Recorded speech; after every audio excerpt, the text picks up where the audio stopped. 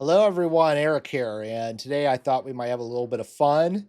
Look at some what I would regard as very poor philosophical takes, and sort of maybe go through the process of how I tend to think about these kinds of takes, um, and the sorts of questions that run through my own mind when I read this kind of stuff, and maybe explain why I think so much the philosophy people try to do is just really poorly done.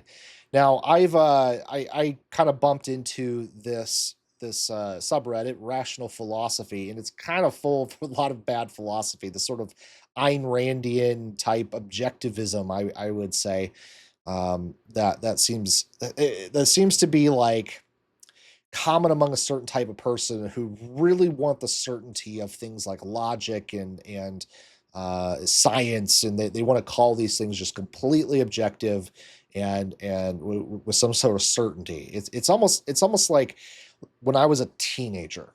I lost my childhood religion and saw just how silly a lot of the evangelical Protestant religion around me really was, rejected it, and I immediately ran to what I saw as just the complete opposite. This sort of materialistic, I shouldn't say materialistic. That often has moral connotations to people. I mean, materialism as like an epistemology that all that exists is material matter. That's it.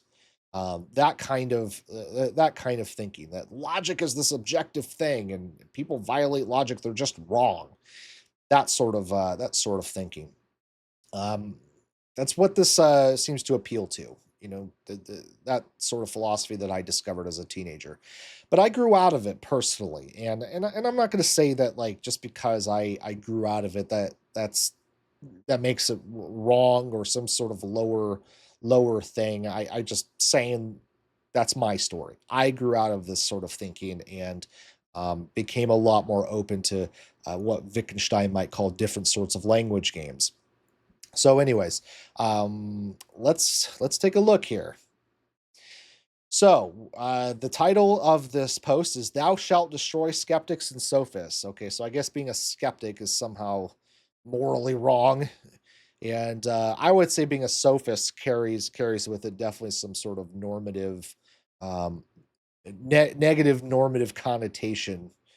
Just given that it has been a long-standing word since Plato to call the sophists, these sorts of people who want to use language basically to trick people, who want to use very specious reasoning to get people to believe things that just don't really rationally make sense. But why skeptics are bad, I don't know. I guess asking questions or doubting things is bad now, which is kind of weird among philosophers to think that sort of thing. Anyways, so Jersey Flight here asks, how can we know the meaning of the words if how can you know the meanings of the words you're using if there is no objectivity? So this question, I will say, is my very first thought is this question is very poorly formed. If I was going to do serious philosophy with this question, I would kind of immediately give up, because I don't know what this question is actually asking. Now, the worst word, the worst offender in the sentence is probably the word objectivity. I don't know what that means in this sentence. I can think of kind of a few possible meanings that might make sense. The first that comes to mind would be some sort of epistemological realism. Realism is contrasted a lot of times with anti-realism, or more most popular, idealism. Idealism is the belief that only the mind exists, that the only mental objects exist. Okay, so everything you see is mental in some way. Whereas realism is probably the more familiar view in our culture, and it's the view that there's a real world and we all exist within that world, and that objects are like real objects. Okay.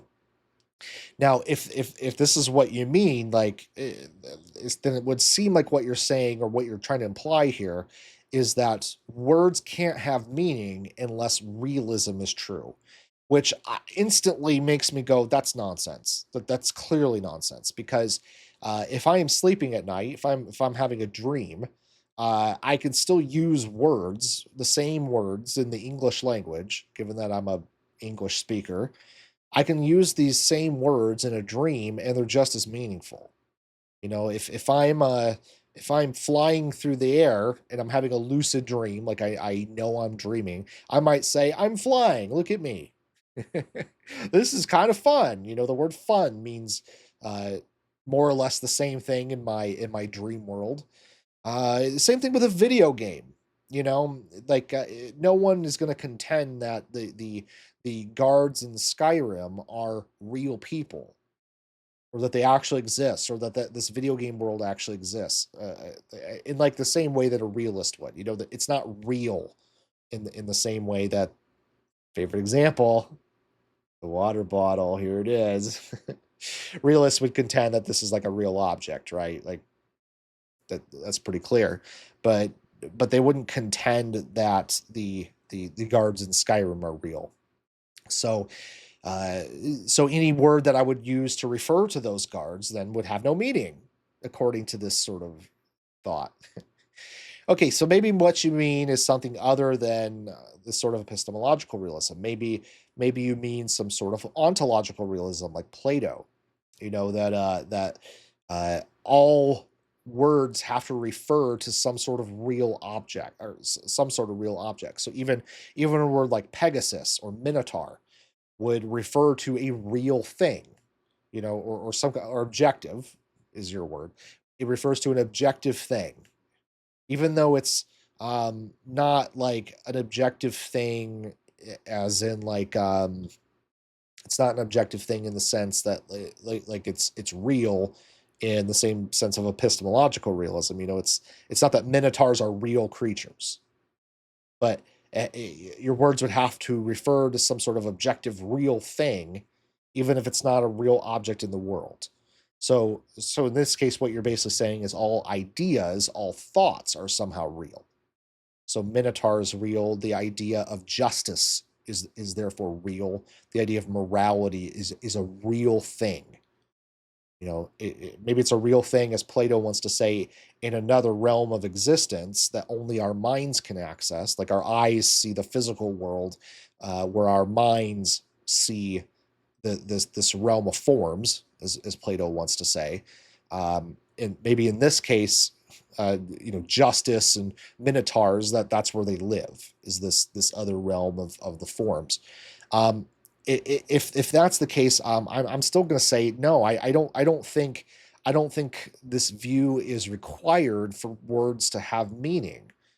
Words can very much have meaning under alternative philosophies like normativism, which ironically means that these words are that these concepts like Minotaur are only words. They're only artifacts of language. So I mean, I'm laughing because it's kind of an irony here. You're saying that these words don't have meaning, if they're not objective. um I mean, if this is what objective means in this sentence, some sort of ontological realism like Plato, it's absurd. It's absurd because under the alternative schemes of normativism, or not normativism, nominalism and conceptualism, uh, words still have meaning. you know, it's not that minotaurs have to really exist on like another plane or something. No, it can just be something we made up, but the word still has meaning. It's just a human artifact. So I don't know if that's what it means either. Okay, so the next possible meaning of this word, which I just realized is its own irony, because I have no idea what the word objectivity means in this sentence. so so it's like, so that your sentence would be meaningless because there's no objective meaning to the word objective in this sentence. So it's self-contradictory. I just realized that. I didn't think of that before, but oh lordy. Anyways, another interpretation of the word objectivity here is like, words have some sort of like fixed meaning, some sort of static meaning. unchanging meaning. That's obviously not true. I don't even think I need to elaborate really on that one. Words obviously change their meaning. Another one is that like a certain symbol, a certain word always means the same thing. That's obviously not true. Different symbols have different meanings in different languages. Another meaning of objectivity, and what I suspect is the one that is going to be would be the one that maybe Jersey Flight here would most endorse, is that people have to agree on what words mean. Well, if that's the case, then you're just abusing the word objective, like the word objectivity. That would mean words have a relative meaning. Like, like that's not what objective means. Objective means it's something that wouldn't rely on people. It wouldn't rely on the agreement that people make. Like when people make agreements about something, let's shift into like morality, okay? Because there's three very broad positions within ethics. You could say there's moral subjectivism, moral relativism, and moral objectivism. Okay, moral subjectivism is the belief that morality is just up to each individual. You can just like each individual can define it as they wish. It's something subjective. Moral relativism, broadly speaking, is the belief that morality depends on culture or context. So, like in Japan, ritualistic suicide is considered an honorable death, whereas here in America, ritualistic suicide would be considered very immoral. So, someone that's a moral relativist would say, well, ritualistic suicide is fine in Japan. It's perfectly moral over there, but it's not moral in America. So that may be like what a moral relativist might say, or might be just contextual. Like different moral rules apply at different times. So, uh, and I think this is more going to be the case with language. By the way, moral objectivists would be like, there is a morality that is correct. It has nothing to do with what humans think about it or agree that it is. It is correct, and that it's up to humans to comply with it or discover it. So it's yeah. So it doesn't depend on anything that the agreements humans make. Millions of people could all agree on the totally wrong thing because the right thing is something objective. So it doesn't matter what people agree with. Okay, so that'd be moral objectivity. Well, if words were objective in the same way, then it wouldn't matter what people agree for them to be. That's obviously not the case. But like words are clearly, like language is very clearly socially constructed, which means we come to agreements on what words mean. And that means that words are relative, that they're not objective. So I mean, I'm kind of going on. Like I'm kind of like belaboring the point at this point, but it's like the point here is that bad philosophical takes kind of start with this. They start with using words in this very vague way, and it's just who knows what the words mean. Now, all the meanings that I can think of for this word objectivity in this sentence, that they all end in some sort of just wrongness. So from the best what I can tell is, how do you know the meanings of the words you're using if there is no objectivity? Well, because we've agreed that's what words mean, broadly speaking. Now, the correct answer, the correct view of language, I would say, and I'm just going to be very, very like 20,000 foot view here. I'm not going to like really get into the details here, but the correct view of the meanings of words is basically that words have a range of meaning. Like I could point to a baseball, a a football, and an orange, and say ball, and it sort of works in all cases. Even with the orange, because it has a ball shape to it. But I can't take the water bottle and point to it and say ball.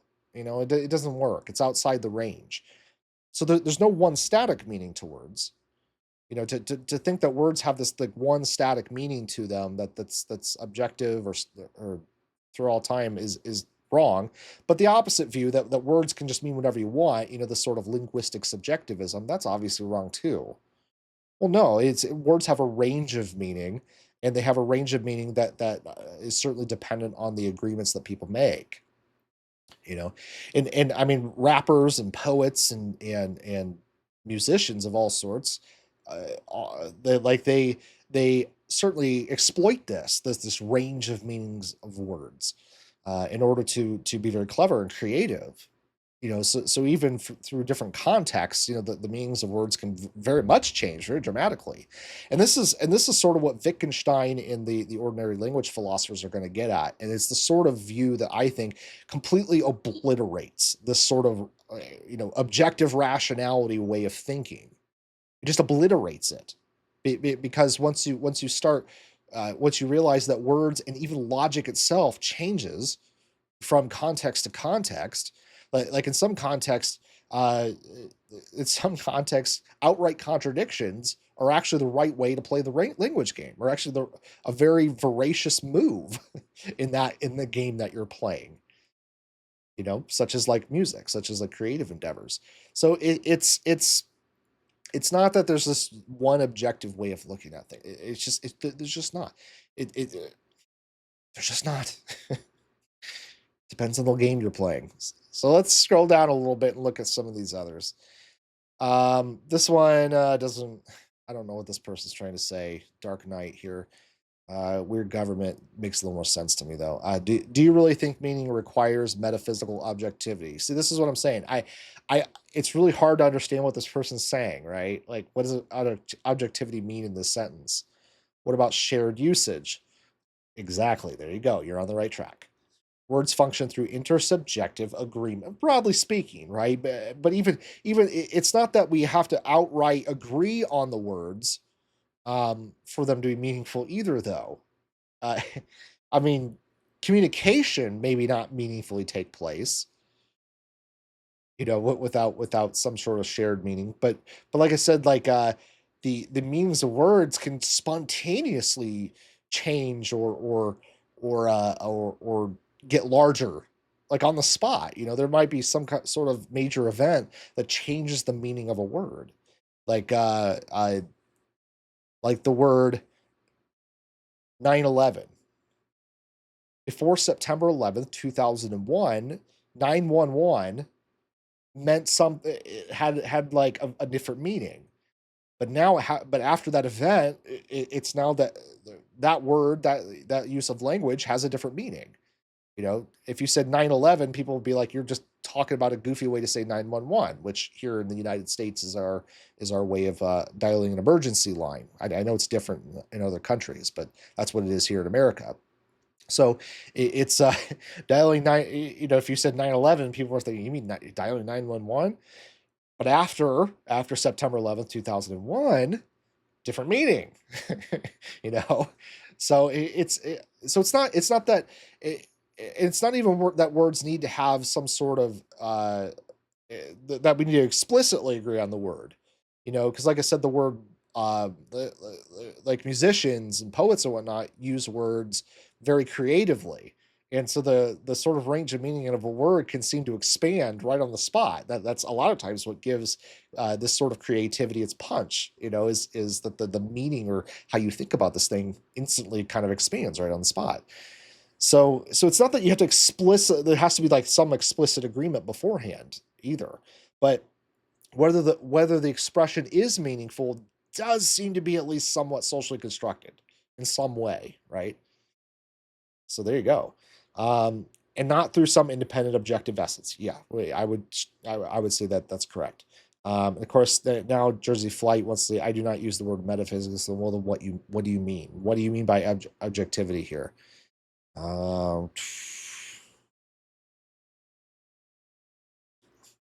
Yeah, I'm just reading the rest here.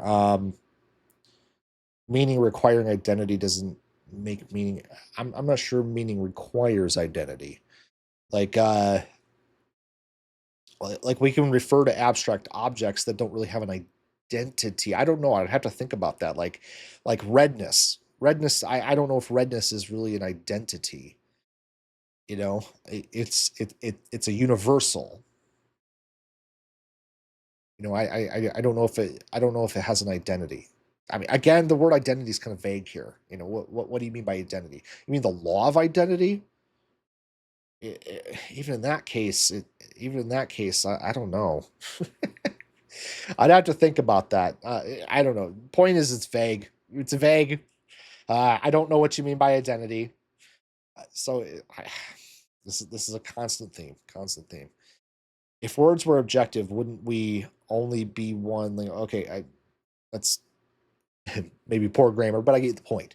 And yeah, this is a good point. This is essentially the type token distinction. Now, the type token distinction is very easy to understand. A token is like the use of an individual word, whereas the type is what it's referring to. So the word say, I want to think of a really good example. Well, actually, the word orange, perfect example. The word orange is one token that has at least two different types. So it can refer to the fruit or it can refer to the color, right?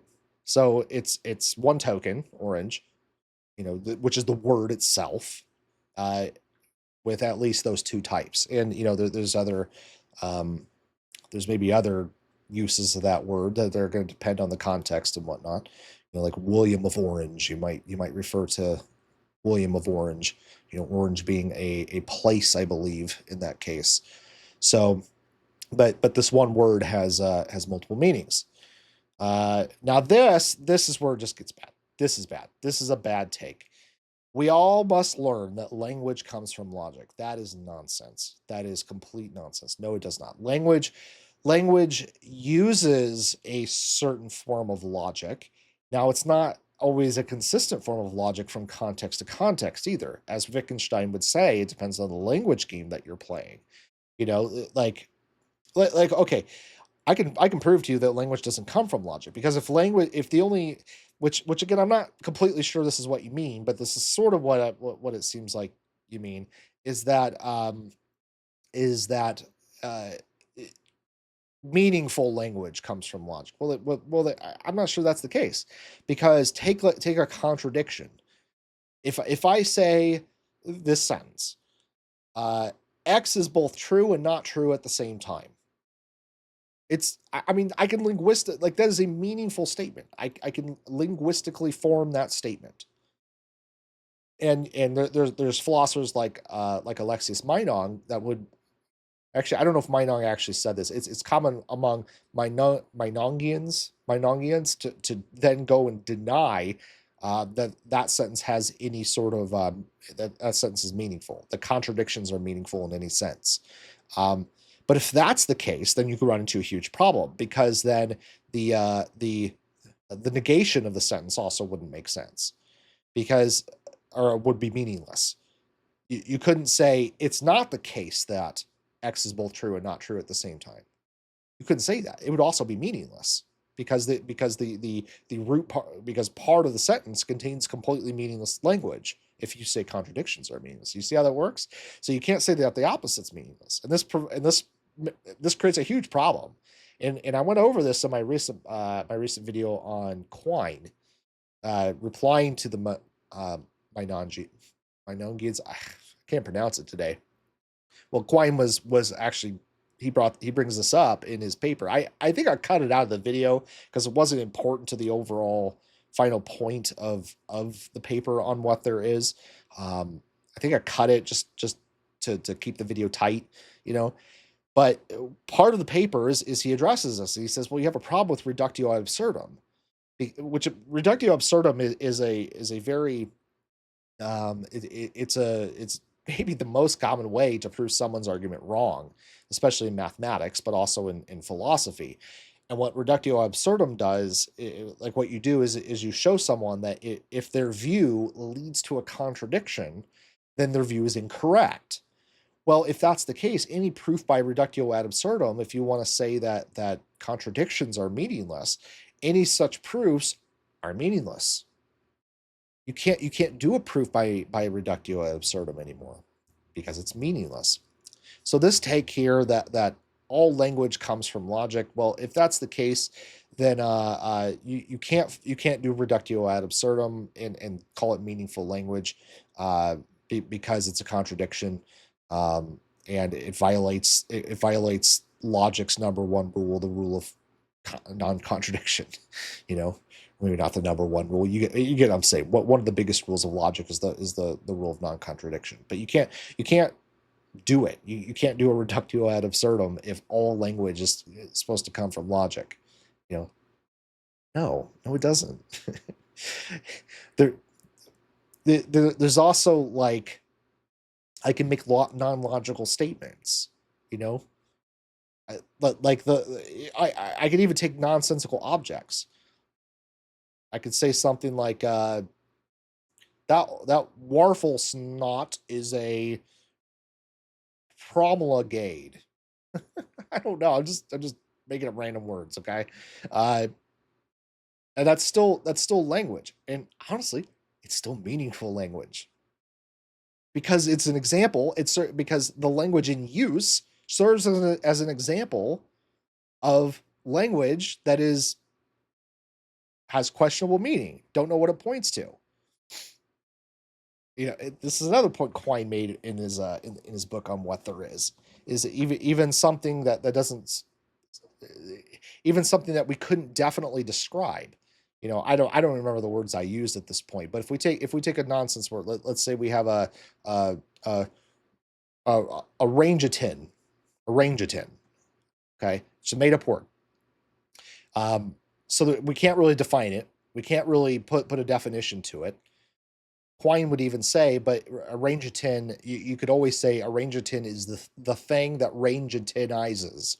Just like Pegasus is the thing that Pegasizes, or God is the thing that Godizes. A range of 10 is that which rangeatizes. And so you could still talk about it meaningfully, and you could still even put it into a logical structure. So I guess I'm kind of making maybe an argument for you here. but no, I think it's, I mean, it's just vague what this means, that language comes from logic. Like, I'm not sure that's the case. Like, I don't see that there's any logic involved in holding this up and saying red. You know, I'm just putting a name on something in that case. There's no logic involved in it, and yet it's very meaningful language. So I just don't see, this doesn't seem to be the case. Maybe we'll do one quick one more.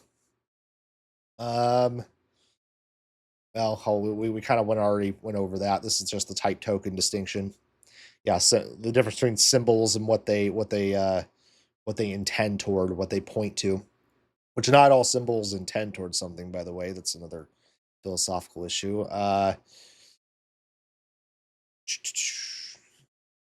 One more here near the bottom that I found a little interesting.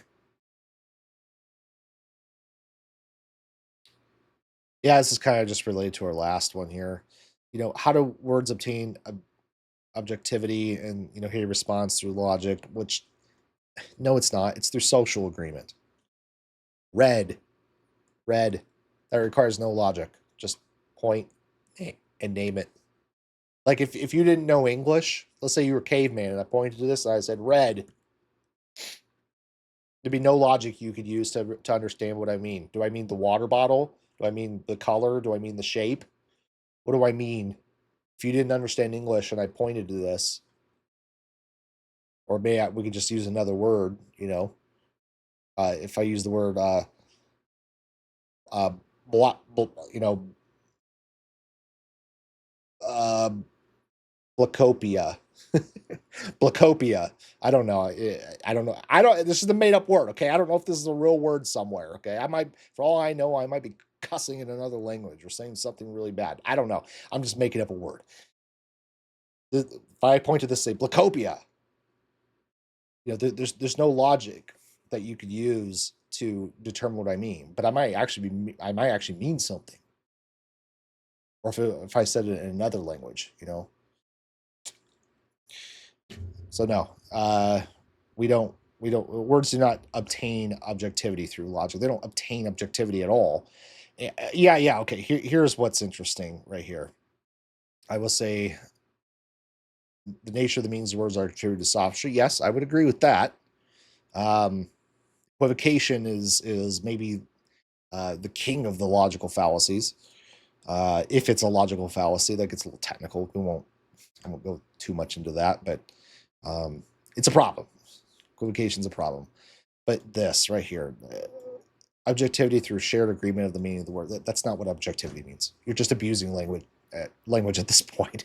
Objectivity does not have that range of meaning. It does not have that range of meaning.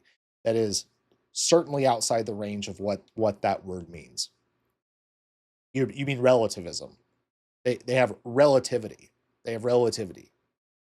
You could even say they have constructivity. People construct language. They construct the meaning of words through shared agreement. But if it was objective, it wouldn't matter what people agree or don't agree.